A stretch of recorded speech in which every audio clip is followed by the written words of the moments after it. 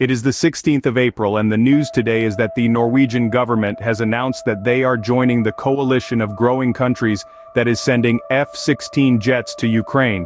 Specifically, the foreign minister guy by the name of Espen Barth Eide probably has said specifically he hopes and encourages the Ukrainians to use the jets that at the moment are being provided by a coalition of Norway, Denmark, and the Netherlands to target infrastructure and military units actually in Russia proper. In fact, his phrase was, "the deeper the better." A lot going on here to unpack.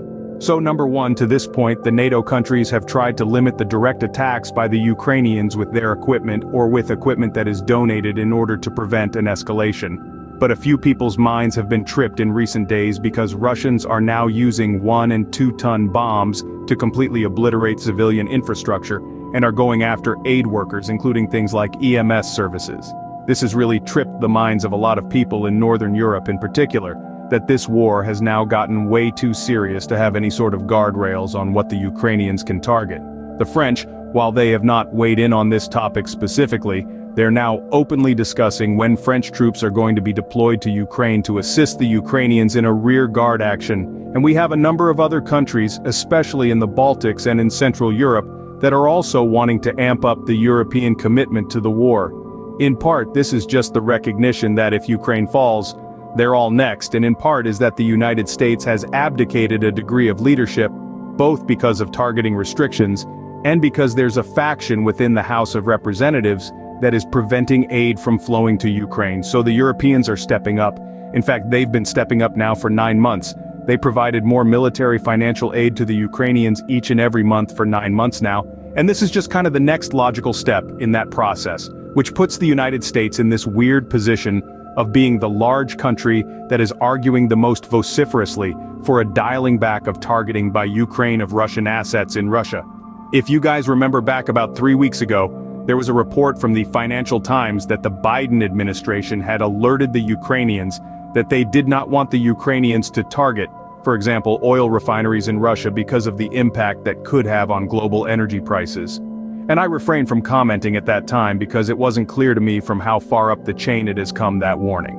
But in the last week, we have heard National Security Advisor Jake Sullivan and the Vice President Kamis, both specifically on record, warned the Ukrainians that the United States did not want them targeting this sort of infrastructure because of the impact it would have on policy.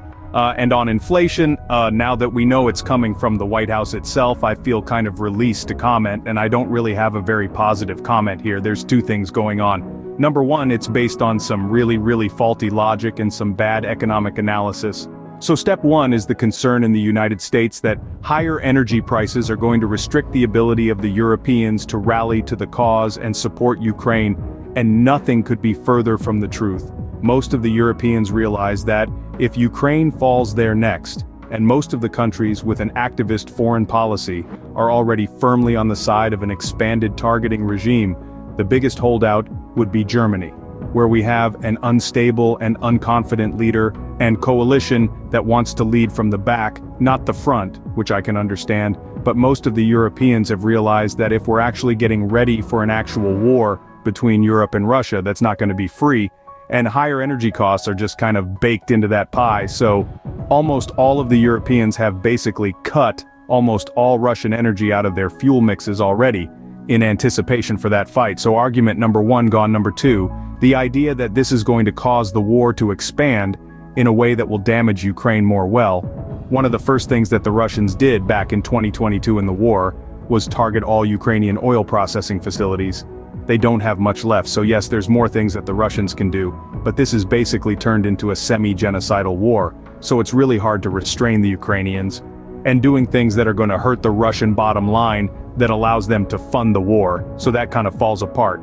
Specifically, the Ukrainians have proven with homegrown weaponry, they don't even need Western weapons for this. They can do precision attacks on Russian refineries going after some of the release-sensitive bits. Now, refineries are huge facilities with a lot of internal distance and a lot of standoffs distance, so if you have an explosion in one section, it doesn't make the whole thing go up.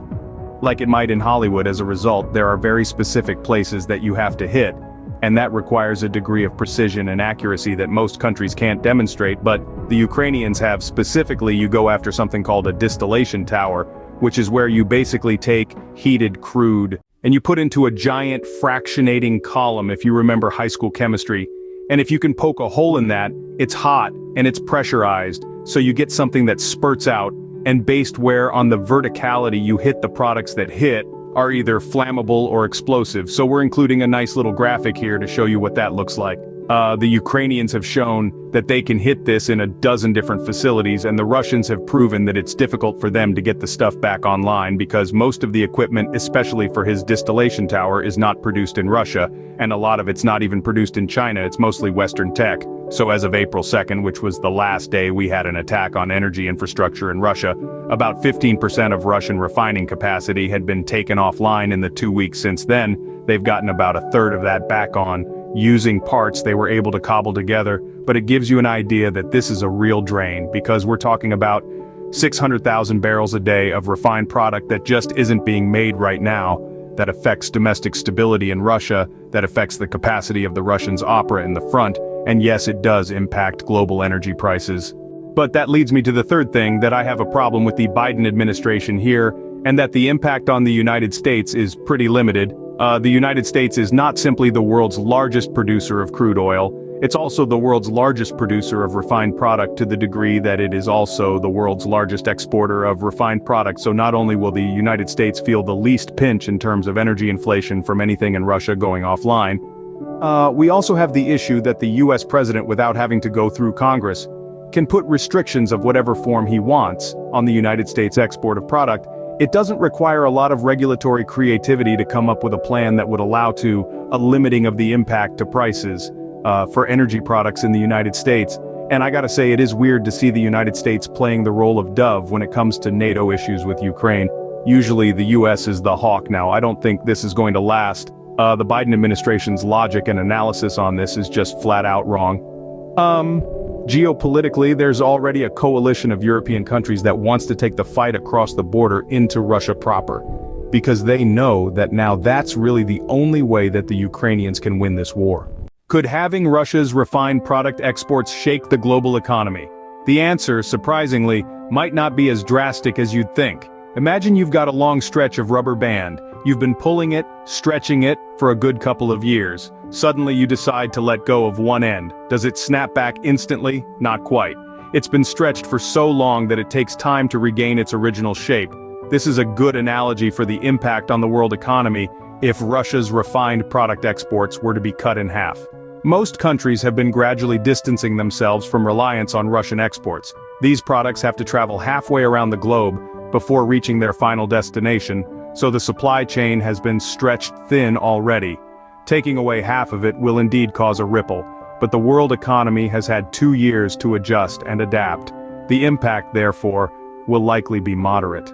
Now, let's take a look at the United States, the world's largest exporter of refined products. The US is currently experiencing a glut in these products. With just a few bureaucratic adjustments, some of that surplus could be redirected abroad, helping to offset any potential price hikes. The political landscape also plays a crucial role in this economic narrative. The current administration is well aware of how inflation could become a significant voter issue. Keeping the surplus of gasoline and other refined products within the US could lead to disgruntlement among refiners. However, this is unlikely to sway the voter base significantly. In conclusion, while a significant reduction in Russia's refined product exports would certainly have an impact, it's not likely to cause a global economic catastrophe. The world has been adapting to a decreased reliance on these exports. The US has a surplus that could be redirected if necessary, and the political landscape is unlikely to be significantly affected. So, the rubber band might stretch a little more, but it's not going to snap.